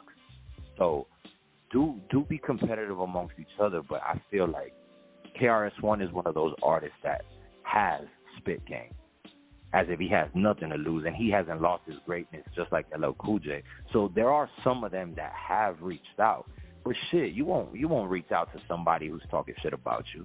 You ain't gonna shout out or give a chance to listen to somebody who's been blatantly disrespecting. You're not just disrespecting the culture by making trash music, but disrespecting everyone that came before them. Like, I think you gotta have the desire to not only appreciate the past, but the past has to have the open mind and heart to appreciate how this is evolving. But I think that beef in between is what's really causing a hard line and not allowing it to flow organically. Some of the most powerful people in the world are who they are because of generational goals. You got to understand, like Pac understood, that I might not change the world, but I might be the spark to the mind that will. You know what I mean? So I think that needs to be implemented metaphorically and literally into our culture, which is like, just put your 2 cents in. Put your 2 cents in, no matter how big your influence was, no matter how long your run is. People are still celebrating Bob Marley to this day, and he died years ago. People still celebrate Pac and Big. I think that it's a matter of understand that whatever was done to you or whatever door was closed to you, like, stop taking shit so personal, bro. This ain't a soft man's game. That's cool. Use that as fuel to your fire. Push harder. But if you get a full understanding of where we've been, what we've done, I think the future just becomes more clear. So, yeah, that's my 2 cents on the matter. Yeah. And one thing about it is, once again, we don't want to be the old man screaming off the cliff. That ain't what we do here. So, but we also, what you said about how niggas be getting out there, talking crazy, disrespecting, all type of shit. This has also become a dangerous climate to be an artist, because we've seen shit get out of control. Niggas get way too comfortable, decide that they want to say fuck the odds, fuck your dead homies, fuck your hood, Yeah, it's crazy. You would think they got that RoboCop insurance the way they talking. Yeah, you know what I'm saying? Like they got the RoboCop insurance and trying to talk, like they gonna bust up something and then forget Ed 209 still got the gun too. You know what I'm saying? Come on, you saw how Ed 209 kind of got RoboCop the first time. RoboCop came back and got him next time with that Cobra cannon, with that Cobra assault cannon, blew his ass away. Y'all know about that movie. If y'all seen it, you know how the sequence happened. And it's like artists are using a sideshow of silliness to try to make a serious point about their art, but they don't understand you're sabotaging it, you could get slaughtered behind it. I'm like, people got feelings, and when you start getting out there, we can only say this on air because it actually happened, and we're not trying to talk shit about the man. We look at what happened with FBG Duck when, he had that beef with his ops, and he did that song Dead Bitches, and we saw the video. Me and King saw that video. We were like, oh boy, this ain't gonna go well. Yeah. What happened? And FBG Duck guy, they snuffed him 2 weeks later. They caught him out there, and they ran up on him, and they handled it. It's like, but I'm like, what did you think would happen? I'm like, dude. The video. Everybody could be touched. Cooking a duck. You said, what now? Yeah, everybody could be touched, man. Everybody could be touched. I mean, shit, they touched Michael Jackson, bro. Like, I mean, how many people have the power and influence that man had? Like, sometimes the beef is in the streets. Sometimes the beef is with the higher-ups. And some people call beef with the 1%. Like, beef is beef no matter how you cook it. And that's not what we're in this for. You feel me? Like, we can get competitive. We could throw elbows. We could hit, battle rap is a big scene. That's something I came across in Cali a lot more. I didn't know I had battle rap tendencies. I was just rapping like me. But then when I see that there's a whole culture about battle rap, and I see how there's an art form to picking a person apart, like, yeah, it's competitive. We got thick skin. We could take it. You're exposing yourself to getting dissed. This is part of what we do. It keeps it exciting. People love that. But I think that even the streets, speaking about the streets in general, sometimes they kind of contradict themselves. Because if you're really from there, shit, putting the information on blast ain't how it go. You feel me? There's still dudes that run around with burner phones, and there's people that don't accept Cash App for a reason. You feel me? So it's like, if you're gonna be in that world where you constantly want to look over your shoulder, whether it's 1% beef with the higher ups or you just on a block, just make sure you can protect yourself. I mean, I'm not caught up in that kind of shit.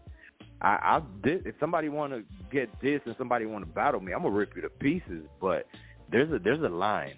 There's a line to where shit gets real, and unfortunately, we lost so many young kids based on the fact that the internet made them feel untouchable.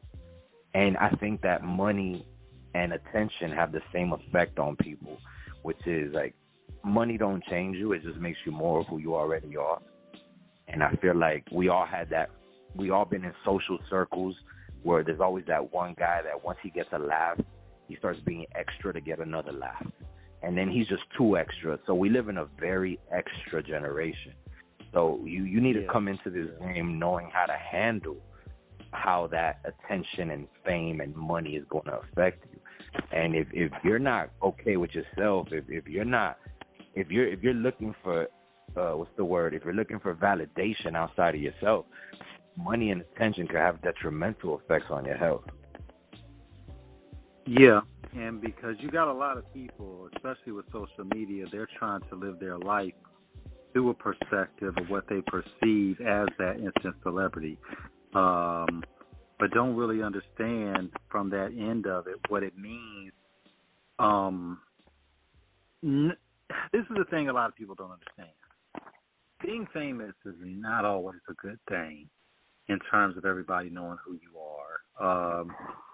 And this is where a lot of times people do not understand this, because it's a situation that anonymity allows you a freedom of movement in the capacity that you are able to you're able to conduct your movement clandestinely, which doesn't require viewing. It does not require an audience. And at times what we're seeing with this generation, everybody wants an audience, but the thing is, you're thinking that you're making, as they say, a movie, but it really is you're being a clown in a sideshow. Nobody needs to know how much money you hold. Nobody needs to know about where you went and cop your latest jewelry. Nobody needs to know what car you drive. That's right. Not trying to get preachy, but that's vanity. I'm not saying you can't have these things, but motherfucker, nobody need to know everything about your life. And if you're from the block like we kind of are, everybody doesn't need to know everything about you. They just don't. Facts. Look at the Warren Buffett. I mean, look at the people that have the most money in the world. Like, they move different. These guys are rolling around in regular cars. These guys are rolling around in regular clothes, and they have more money than anybody could put around their neck. So knowing how to move with money is one thing, and then knowing how to move with attention is another. Like, how can you have ops and then post where you're going to be at for 60 dates? Like, you don't think somebody's going to be waiting for you? You feel me? Like, so it's a contradiction, but it just goes to show you how disconnected people are from reality, So you really got to stay within your own realm of shit, Like, I'm a creative. I'm an artist, man. Like, I'm inspired by art. That's why Winwood has such a big effect on me. Like, I realize whether it's music or painting or dance or whatever it is, I'm an artist, and I want to be an artist. Now, when I got to speak about something that has anger in it, hate in it, I can do that. But I'm not coming for nobody's neck when I'm doing it. I'm just saying how I feel. You feel me? You don't have to attack people to express the anger you feel. But I guess, it's that shit. That's my biggest disconnect. It's how can you just go based off of something you gotta like over? Like, what the hell is a like, yo? Somebody touched an icon and you saw a heart on your side. And that goes even deeper. I'm not gonna go too deep into it, but that goes deep into how social media is the new dope. Like, people who never touched a drug in their life, they don't understand that these companies, they themselves are horrified at the monster that they have created. I've seen documentaries on people that work at Facebook, that work at Google, and they're terrified because they're just engineers. They're just coders and programmers, and they're like, yo, we would never let our own children get on this shit because this is affecting the chemistry of your mind. And when people get hooked on this dope, on this type of dope, it's worse than real dope. So people think they're making their own decisions, and they're not. They've been hacked. They've been completely hacked. And I think I'm really glad that mental health has become more openly spoken about. Absolutely. Because I feel like, especially as men, we've always been celebrated for repressing. And then that's when you find out, local Florida man murdered 14 people on the way to Home Depot. Like that. Why do you think things like that happen? From repressing and repressing and repressing. So I think the more conscious we become of our mental health, and the more we start seeing that we're nothing but a number to these companies. They gave you MySpace for free. They gave you Facebook for free. And they say that when something is given to you for free, you're the product. So that's real, because at the end of the day, what's for profit? Because this is the dichotomy with social media. We're older, so we don't live our life through it, because we came up in a time where you actually had to do things to have a reputation attached to you that actually validated what you were stating. For networking, for what we do on social media, we love it because it's helped us interview so many people, especially great people like yourself, Briggy, the whole Angeleno Records crew. I mean, this is the type of thing when used in a positive aspect. It's pragmatic and it pushes the culture forward.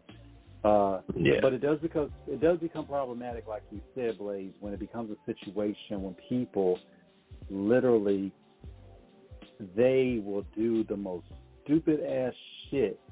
I mean, you got TikTok videos of kids fucking breaking into cars and stealing shit. You know, I'm like, for what? Sure.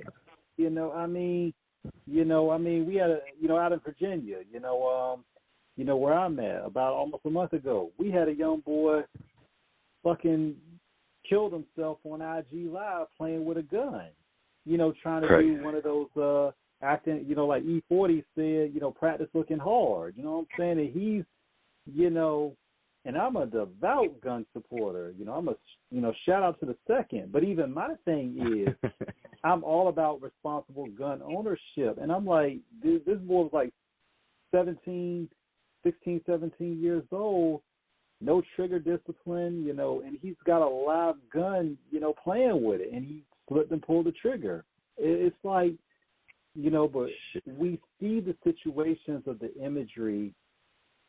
I will never, ever, ever be against hip-hop culture. None of us will ever be.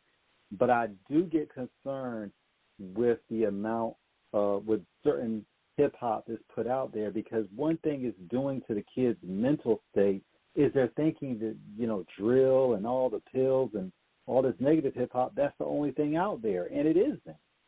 But that's what's being sold. That's what's being sold, and we see a whole bunch of young people in this generation on being crash test dummies. Straight up. They crashing out. They really. I'm like, you talking about you waving guns. I'm like, nigga, they didn't stop making guns when you got one. Shit, and you're obviously they have some heavier shit than you do. I'm like, you gotta stop acting like talking about. Where we out here. I'm like, yeah, y'all standing somewhere where niggas gonna goddamn do a drive-by or walk up. How you want it? You know what I'm saying? It's horrible. Yeah, it's horrible. And that's looking at it from a gun perspective. You also mentioned the drugs and just some of these. What this, even for the people that don't consume drugs and they're just experiencing the side effects of attention. Like anyone, we've seen how many huge artists like Britney Spears, Whitney Houston, no disrespect to Mark. Recently. What happened to him yesterday? Like, you seen what fame done to these people, and now that same power of fame is being given to ordinary people. Like, I like when they spoke, or when Dave Chappelle spoke on Martin Lawrence. He's like, these are not weak people. Like, you can't get to this level of success on a worldwide scale and be weak. We need to start questioning the environment. What's going on around these? Yeah, look what Dave did in that interview with Oprah, when he had an interview with Oprah about where he felt like why he stopped Chappelle's show when he did. Mhm. Yeah, now you're getting regular people that don't have the tenacity that these other people do, being exposed to the same problems, and that they can't handle that shit. If the strong people are struggling, what are these poor, weak people that have never had attention in their life? They don't know what it's like to be on a tour bus for 6 months. They don't know what it's like to lose sleep, be sleep deprived. They don't know. They're not conditioned in any way to handle this attention. The attention is what's really not only hurting people, but that's what's diverting from the art. And they could blame it on hip hop, but like, they didn't stop making guns after somebody shot somebody for the wrong reason. So we're not going to stop making hip hop because somebody killed somebody while they were listening to a hip hop song. And you really got to question, what's the real problem? We need to stop pinning it on shit that it's not, and we really need to spend some time digging into this. Maybe parenting does have something to do with it. Maybe the companies and the big industries' lack of transparency of what they're feeding the public may have something to do with it. But I think that we are connected to nature. We are connected to this earth before anything else. Before we're indoctrinated in any way. I think that we've lost connection with who we are and what we are, and we're starting to look for satisfaction in things that aren't real. You feel me? So blame it on the parents, blame it on the companies, blame it on anybody, but it's our responsibility. And if we have the opportunity to talk about these things on air, and we have the opportunity to reflect with other people, I feel like more of these conversations is what's really going to save lives. We need to start talking about these things. We can't just keep sweeping it under the rug. What you said about mental health is real. I think about two cases that come to mind specifically, Shakir Stewart and Chris Lighty. Rest in peace to both of them. Stellar music executives were responsible for some of the greatest hip-hop we had ever heard. Of course, Chris Lighty of Violator Music, Shakir Stewart, he's the one that helped Jeezy, a good friend of mine, helped him get his deal. And they inexplicably committed suicide. Investigations and obviously this has been years since these have happened. Finances were in order. There was nothing out of the ordinary. We don't know to this day what sent them over the edge. But what you said, Blaze, is a very poignant point because this industry is a lot, and people are so desperate to be famous. We are not going to out anybody on this show. This is not what Off the Cuff Radio is about. But we talk to a lot of people behind the scenes, and and when I mean out, we're not talking about in the sense of sexual orientation or anything. We're talking about in the aspects of what goes on behind the scenes with people. We talk to a lot of legends off the air. We know who really got money and who doesn't. We know situations that some of these people have been put in to where they've had to compromise themselves, where the business wasn't always right. And people think from the perspective of seeing it in the open space of media, because like you said, when you think about the gratification of not living in reality, that's the dopamine in the brain. That's the part to give us that good feeling. And we use that a lot of times because we want to get away from what's going on. There's nothing wrong with having an escape. But when you start living, and I'm going to use this as an analogy and I'm going to be real. It's like watching porn. And on Off the Cuff, we have nothing against porn at all. We are all about adult entertainment done responsibly. But It's like this, as an analogy. Porn is not real. It sells a fantasy. We will tell any man, when a woman says no, no means no. If there are certain things she don't want to do, outside the bed or in the bed. If she say no, it means no. But you got a lot of dudes who try to live their life in terms of knocking the women, this, that, and the other, from what they've seen in a movie. And I'm like, that ain't real life. You got people who listen to too much drill music and they think it's about talking about they're going to shoot somebody. I'm like, you're going to go to prison for life behind this if you kill somebody. And we've seen some people go to prison behind this shit. Facts. What the media diet, because it's inescapable where we're at today in this world. If you do it in moderation, you're going to be fine. If you have an understanding of, as you said, being grounded in nature and understanding what is real and authentic. But when you live in the artificial, fake, and convoluted, inevitably you're going to be locked into a world of deception with broken mirrors that never give the true reflection of the environment of which you are living in. Preach. Serious. So that's the truth. That's the truth. Like it's called suspended disbelief when you're watching a movie and you know you're watching actors. You're aware that there's 40 people on that set. And like the way you were referring to porn, like you can do whatever entertains you. Maybe you want to throw coconuts at the clouds, whatever you want to do. You escape how you need to escape because that is a human necessity sometimes to get away. But I think the internet has really blurred the lines of suspended disbelief. So I think that a good rule of thumb is we need to understand as a generation, and generations after us need to understand that just you can't believe everything you see on the internet. You can't believe everything you see in a movie or in a song. I don't understand, and I can't possibly speak for everyone as to why that line has blurred in such a way. But content needs to be consumed responsibly, and us as artists, us as journalists, we should have the liberty to talk and do whatever kind of content we want. Because at the end of the day, it's not only our right, our legal right, our God-given right, but it's all interpretive. Everything we do is art. It's all interpretive. So we should still be able to express ourselves how we want to. It's just people need to understand what they're doing, what they're listening to, what they're watching.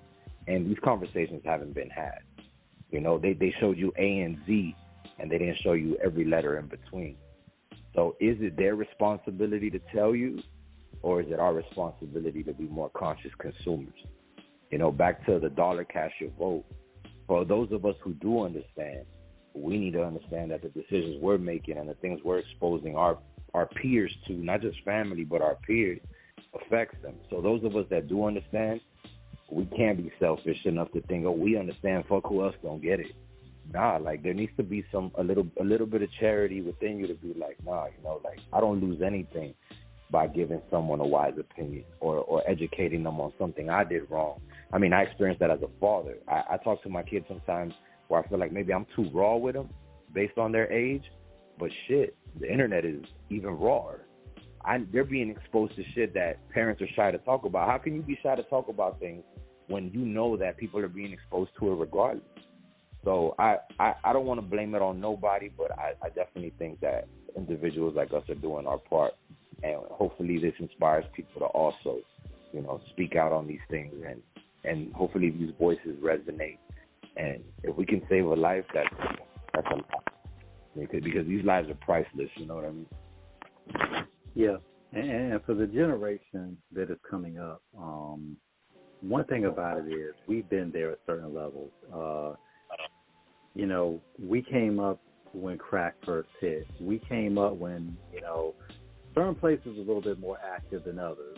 You know, L.A. had already been the full-scale gang war in the 80s. New York had already had shit going on. Out here in Hampton Roads, you know, if you were out in Norfolk and Portsmouth and you was in the street, it got real. The guns were not as prevalent out here for us being teenagers. We were at that point where the guns were beginning to become a thing. But even then, the guns never came out unless your life was in danger. And even then, if you had a gun when I was 14, 15 years old, that was enough to scare niggas off. Because it's like, they thought you was like really with the shit if you had one.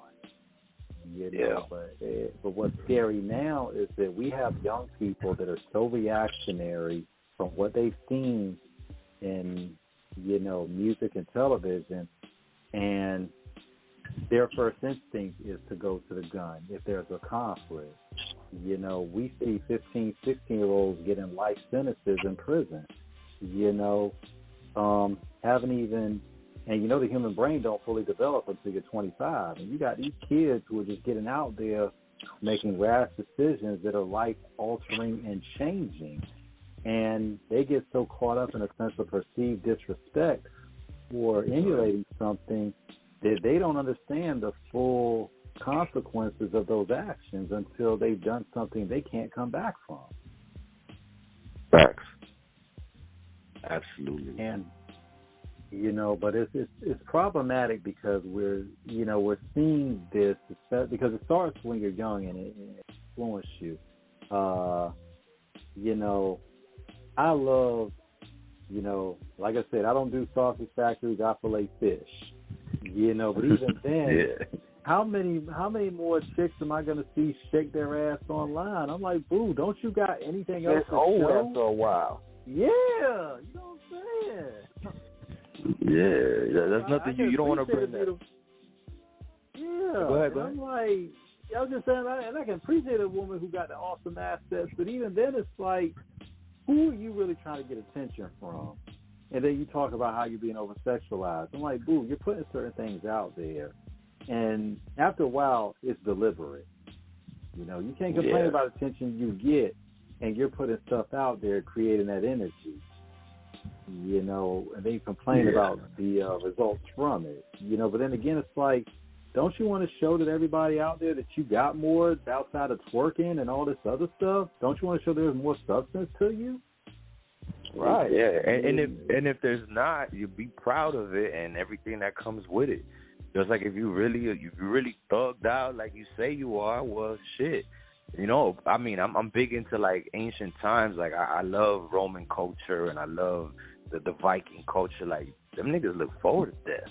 They want to die. That's glorious to them. I see you in Valhalla. Yeah, Valhalla, like, going to Valhalla. Yeah. You feel me? So if you really thugged out, be thugged out all the way. And if you really gonna be a hoe, for lack of better words, then go out all the way. Appreciate all the rude comments that come with it. But I guess it just goes to show how artificial it really is. It goes to show that it was just for attention, because a lot of these people that are portraying these characters, that's not who they really are. And me, whatever criticism may come to me for the things that I say and do, I know what I'm saying. I know what I'm doing. I'll take it. Is it going to change me? Nah, go ahead. I mean, I'm also exposing myself. I wouldn't have a comment section if I didn't want people to comment, and I can't control what they're going to comment. So also it comes even in this streaming era and this internet era. Bro, internet thugs are real. You feel me? Like they're going to talk their shit because maybe that's all they could do. They're stuffing their face with Cheetos talking shit about you, and they haven't done nothing in their life. But I'm cool with that because I know what I got myself into. So be what you want to be. Shit, like you said, I appreciate that asset. My timeline is twisted. My timeline on my feed is like financial advice, poetry, music, a girl in a thong. Because every now and then, you enjoy what you enjoy. Yeah, it's in moderation. But it's not every girl, right? It's not every girl you see in a thong. That's not everything on your feed like that. Yeah, and not every girl has to fit into the same mold. Not every guy has to fit into the same mold. I don't like blaming it on nothing. I like taking full accountability for everything that's happened in my life. I think that everything I've been through is because of something I've done or something I didn't do. But it's, I guess, when you have the platform, if you care as much as I do or other conscious artists do, then, do sprinkle your 2 cents to, don't tell them what to see, but point them in the right direction to look and hope that they see. We live in, for every generation, you could tell, I don't know if y'all experienced this on a personal level where you tell somebody something and they don't believe it, and then they hear it from somebody else and all of a sudden it clicks. So I'm not trying to be the one to convince you of anything, but I do care. The type of person I am is that I do care. So even if I paint to you a horrid picture, I am painting it with the light at the end of the tunnel. I am showing you duality in the music I'm making. I am showing you that no matter whether it's over-sexualized or if it's violent, that's not the only dimension to a human, and hopefully people understand that with them. Hopefully they can realize that they can partake in whatever they want to partake, but they don't have to make it their only version of themselves. Like people talked about Pac, like some people knew an activist, some people knew a thug, some people knew a poet, some people knew a performing arts dude. And everyone's right. No one is wrong. Those were all faces of the same person. So we could be as many things as we want to be, where we don't have to be in a box. And if we weren't, if certain people weren't so desperate for attention, maybe they would understand. But I do believe in manifesting. I do believe in planting seeds. And as long as I can, I'll continue to plant seeds for people to think for themselves. The effect of having Denzel Washington said it, like, yeah, we have all this information available to us, but what are the side effects of being exposed to so much information at all times? And it's confusing people. It really is. But information is... Go ahead. And what you said about the confusing aspect of the information is paramount, because the fact is that there are people in this information age who know who see it to know just enough that they think they know everything, but they don't know enough to understand what they don't know. And when you have that situation, it's actually a scientific statement. It's called the Dunning-Kruger effect. It's a cognitive disability where people tend to overestimate their abilities in terms of knowing more than they actually do. You know what I'm saying? And they know they know just enough to know certain elements of it, but they take that and they overestimate themselves, not knowing what they don't know. And that's where the problems come in, because that's where all those crazy conspiracies and stuff start, because what they learned about something is not the whole picture. And that's where the carelessness in communication and articulation comes in. Because now they're running down the road in the wrong direction. So they're telling you, you're going in the right direction of reason, and they're saying you're in the wrong direction because you don't believe me. I'm like, well, motherfucker, where'd you get your information from where you're going all off the cliff? Yeah, 100%. And I like that you brought that up because there's the things you know that you know. There's the things that you know that you don't know. And then there's that last one, which is there's things you don't know that you don't know. And I think that the world having revealed itself as it is, like this is no one's world. No one is the center of this world. Like every day you hear some shit or see some shit that you've never seen before. And I think Kendrick said it best, be humble and sit the fuck down. Just sit down because you might be that dude where you're at right now in that little square, in that little block, but there's a world out there, stuff you don't know. And people need to be humble about that. Yeah, in the words of the great Bill Nye, the science guy, everybody you will ever meet knows something you don't. That part. So we need to keep everything open. We need to understand that we're just vessels of energy, and we just need to allow things to flow. We need to be confident in what we know, but always leave that little extra space of imagination. Yeah, and one thing about it is always be willing to concede on, make concessions on what is unknown to you. Like I said earlier, like I just said, we got too many people who overestimate their knowledge and then they get careless in declarations, and that causes confusion and chaos because there's nothing wrong with questioning what is going on out there. King, we've been, once again, for the opportunity that he has afforded me being on this show, I cannot thank him enough. Sandman, Chinchilla. We talk about these things, and they all know that I'm a very anti-conspiracy individual in the sense of if you can't prove shit to me, don't try to sell me on it. Right. It's like a car with no tires, and you're going to tell me it still travels. No, it doesn't, even if it has brakes. The wheels ain't there for direction. So it's that from that end of it, when you got people that get out there and talk all this, shit about how they know so much more, but you call them out to give you proof of it, and they can't give you proof. My thing is, well, how can you be an authority without evidence that substantiates claims? It's about as hollow as a log, that's just sitting there. Right. Right. You need to go based on something, and I think that we tend to overcomplicate reality. Like trust what you see, trust the sky you see, trust the sun you see. The sun comes up every day and it goes down. The moon comes up every night and it goes down. Trust that you feel the wind. Like our mind is a very powerful thing, but misused, it can be detrimental. So I think that there's a big lack of discipline when it comes to thinking, and just a lot of people just don't think. Period. Have such a desperate need to believe in something that they'll believe in anything. You know what I mean? So I don't claim to know everything, but what I know, and I'm always open to learn something new. So I think that's a big part of it. And some of the best artists in the world, some of the best actors in the world, some of the best human beings in the world were always humbled by the world. And you just need to understand that no matter how big you are to yourself, this place,